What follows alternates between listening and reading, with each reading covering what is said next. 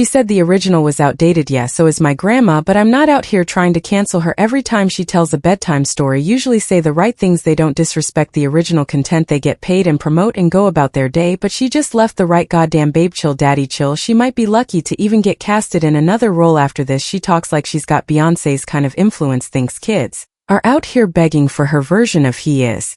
Weightless. He adds nothing as an actress, he might as well be a background character, a side character. She is nothing special, that saying in Zero Life Coaching. She's got the ego of a box office smash hit and the ticket sales of a fire drill. Rachel Zegler is weightless. I don't say this because of comments that she's made on social media. She can say what she wants, doesn't help her case. She was one of the weakest aspects. It was supposed to be her redemption arc. Rachel Zegler center stage at the iconic London Palladium, stepping into the role of Eva Perón for her long-awaited West End debut. The cameras were rolling, the theater looked packed, and when the curtain fell, a thunderous standing ovation, a triumph, right? Not exactly. Oh, is he just doing the same thing again? I saw a video just now from the creator Matt Seiler, which I totally agree with, and I'll link it in the caption, where he's talking about how I don't, it doesn't bother me when an artist's work looks like their other work.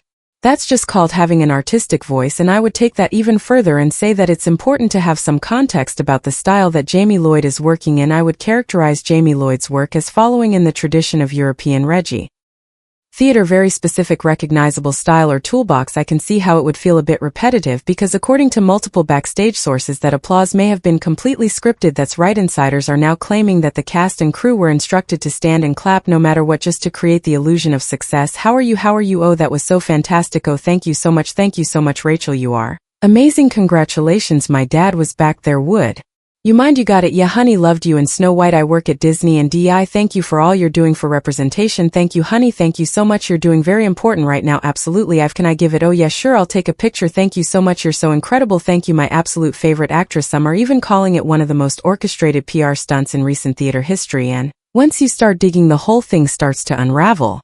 Rachel Zegler is back in the news because her PR team is working overtime right now to fix her image, because so many of these resurfaced video clips of her just make her look really, really bad. What matters here is perception. Who she actually is has little consequence on any of this. How she's perceived by the world, that's what matters, and how she's perceived by the world is not good, because she hasn't been able to escape these interview clips, which show a clear disdain for the company she works for, a clear disdain for the story in which she's been hired to help portray and tell. Who she is really has little bearing on any of this. At the end of the day, Disney doesn't care who she really is. I'm sure the people that love her, her friends and family, she's plenty nice to them. That's not what matters here. Allegedly, a memo was circulated among production staff just days before opening night. In it, cast members were told to lead the applause at key moments, show visible enthusiasm, and most importantly, stand and clap during the curtain call. Why? Because the world was watching. This wasn't just a premiere. People are really mad at Rachel Zegler because of the actors and writer strikes that are happening in Hollywood. She just did an interview where she demanded to have her salary increase. I'm going to stand there 18 hours in a dress of an iconic Disney princess. I deserve to be paid for every hour that it is streamed online. But considering she's making millions of dollars playing the role of Snow White, many became infuriated by her comments, saying sarcastic things like she has the perfect attitude for a Disney princess, and she seems like a ball of sunshine. Yeah, this girl doesn't really help the movie. The more she speaks, the less people want to watch it, and users in the comment didn't hold back. She's paid for a movie nobody asked for, and still nobody wants. Yep, and another one, bro, she just blew up. Can she chill? She's been in like 3 movies exactly. It was a carefully stage-managed reboot of Rachel Zegler's crumbling public image after months of backlash, social media blow-ups and on-set rumors. She needed a win, but the question is, did she earn one, or did the production fake it all just to shield her from another media disaster? How we feeling? There was no world in which I said no. Practically begged to. It's your West End debut. I haven't done a musical on stage since my senior year of high school doing Shrek musical. This was quite a different one than Shrek, just a little bit. Nobody lets me be funny a lot. I love to giggle. You are very funny, and there's a lot of fun in this rehearsal room. I don't think anyone's ever heard this song like this. I mean, you sing it just impeccably. It's incredible. It's a major achievement. Thank you, acting wise and vocally. And you're an icon as well to many. It's a scary thought. It's true though. Yeah, what a privilege. I mean, truly, to get to portray 2 really powerful Latinas in musical theater with Maria and West Side Stoa Perón. It's like the stuff of dreams, really. And here's where it gets even darker. Some crew members reportedly didn't want to go along with it. One anonymous insider said it felt like we were Part of a cover-up. People were uncomfortable, but nobody wanted to be the one who didn't clap. If true, this wasn't just theater, it was damage control disguised as celebration. And what happens next might be even more revealing. I will say, when it comes to you can't fake chemistry. It has to be a natural thing. It's very hard to find people that you're comfortable with, which is where the chemistry comes from, and it's an inherent sense of comfort with your scene partner, and I had that with Tom. Immediately, all of the scenes that we had to do together before the day would really begin, before shooting would start, we would rehearse with Francis and we would talk things through, what felt comfortable coming out of our mouths. A lot of that is credit to Michael Art and Mike Glassley, who wrote our script, but also just to Tom and I reading through it and talking about what made us comfortable, what made sense for the characters, because no one knows your character better than you. You're in their body every day, and it was very comfortable to settle into the body of Lucy Gay while Tom was in the body of Snow. If you were just looking at headlines the morning after the premiere, you'd think Rachel Zegler had pulled off the comeback of the decade. Major outlets ran glowing pieces about her performance, electrifying. One called it a bold reimagining set. Another, social media was flooded with curated shots of Zegler bowing as the crowd stood behind her, clapping with what looked like genuine admiration. On the surface, it was a picture-perfect opening night, but that's the thing about illusions, they're designed to distract you from the truth. What most people didn't see were the quieter murmur swirling beneath the applause. Audience members described the energy in the room as tense and awkward. Totally, this looks like the theater I was at this weekend. It was like me, my kids, and a few other little families in there, but the place was basically empty. Not a good omen, shall we say. One tick talk even showed people slipping out before intermission, their faces blank, confused, or just bored. And behind-the-scenes sources say producers were glued to their phones all night, watching reactions online in real time and monitoring PR damage like their careers depended on it, because in a way they did. This wasn't just a musical premiere, it was a full-blown reputation rescue mission. And when the stakes are that high, authenticity takes a back seat to optics. Every clap, every standing ovation, every shot of Zegler smiling beneath the lights might not have been earned, it might have been engineered. And what was allegedly uncovered next makes that possibility even harder to ignore. She should have watched it a few times and maybe became more familiar with the story.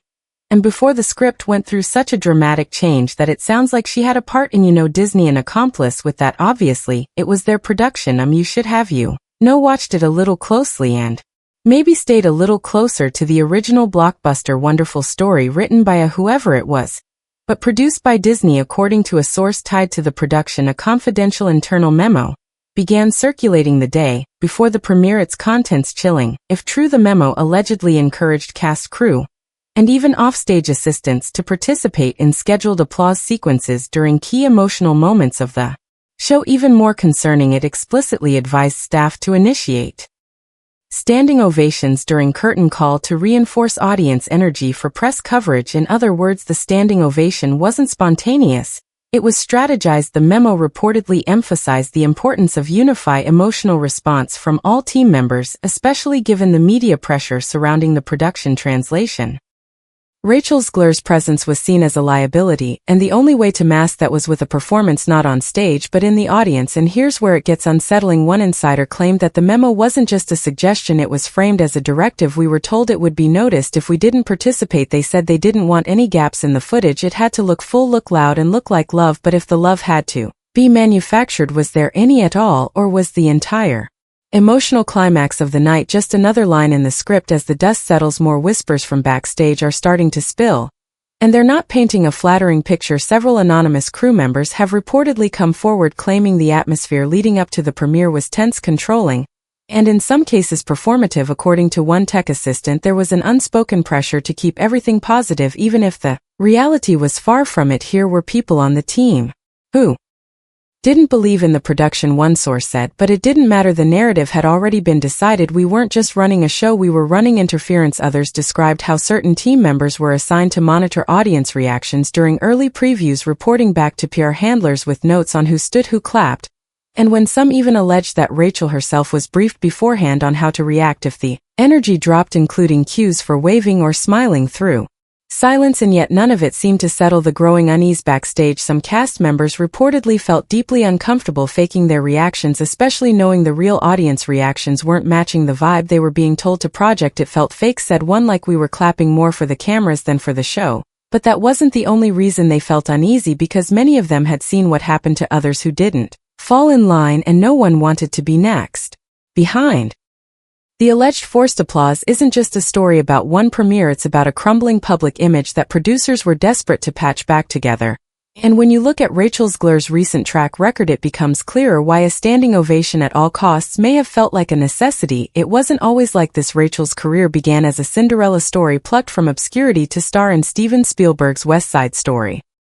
She was young, talented, and camera-ready. The industry hailed her as the next great Broadway to Hollywood crossover. But almost as quickly as her star rose, it began to dim, and not because of the work itself, but because of what happened off the stage and screen. Controversy first bubbled up during the Snow White press tour. Instead of leaning into nostalgia or playing the role of grateful star, Rachel made comments that rubbed audiences the wrong way, calling the original film weird, outdated, and saying Prince Charming was a stalker. She dismissed the fairy tale's romantic themes and promised the new version would be more empowered. But to many fans it came off as arrogant, even contemptuous of the very story that made her famous. Clips went viral, memes followed. People weren't just mocking her, they were turning against her. Then came reports of on-set clashes, diva behavior, and PR disasters that only worsened her image. During the SAG-AFTRA strike, Rachel gave tone-deaf statements about not being paid enough to speak, a comment that exploded online, with many viewers accusing her of entitlement. That one line became a meme, and not in the way she had hoped. Not paid enough to speak became symbolic of the disconnect between Hollywood elites and the audiences they rely on. The backlash was swift, and it was brutal. Audiences turned cold, YouTube comment sections lit up with criticism, and even some fans who once supported her began questioning if she was really the right face for this new era of Hollywood. But it didn't stop there. Insiders started hinting at growing tension between Rachel and major studios. Some whispered she was becoming uninsurable. Others said she was on thin ice after Disney's internal execs allegedly grew frustrated with Snow White controversy overshadowing the film. Even producers close to the Evita project reportedly began to see her as a calculated risk, which brings us back to June 14th and why the Evita premiere couldn't afford to be anything short of a standing ovation. This wasn't just Rachel's theatrical debut, it was a last chance reset, an opportunity to scrub away the mess, the memes, the mistakes, and rebrand herself as a leading lady the public could root for. And when stakes are that high, silence isn't an option. If the audience didn't clap loud enough, they'd clap for them. If the show didn't land, they'd make sure the headlines said it did. Because failure, even a small one, wasn't on the table. And to be fair, the industry does this all the time. Manufactured standing ovations aren't new, PR managed photo ops aren't rare. But in Rachel's case, it wasn't just about image control, it was about survival. Every second of that premiere had to scream triumph, even if it meant scripting the applause and silencing the dissent. You see, for Rachel Zegler, this wasn't about Evita. It was about erasing Snow White, about covering up the digital trail of missteps, sound bites, and scandals. And whether she knew about the alleged memo or not, her team certainly did, because when your public perception is in free fall, there's no such thing as just another show. Everything becomes a campaign. Every gesture is calculated, every reaction is manufactured, and every moment of applause is part of the plan. Even the smallest mistake could have shattered the illusion. And maybe that's why some crew members were so shaken, not because they didn't believe in the production, but because they knew they were being used to prop up something far more fragile. Rachel Zegler's second chance. And here's where it gets ironic. In trying so hard to control the story, they may have exposed just how fake it really was, because people notice when a standing ovation feels hollow, when the clapping starts just a second too early, when the cheers sound more like a rehearsal than a reaction. And now that the cracks are showing, audiences are beginning to ask the one question producers hoped no one would: was any of it real? For the producers, the standing ovation may have looked like mission accomplished.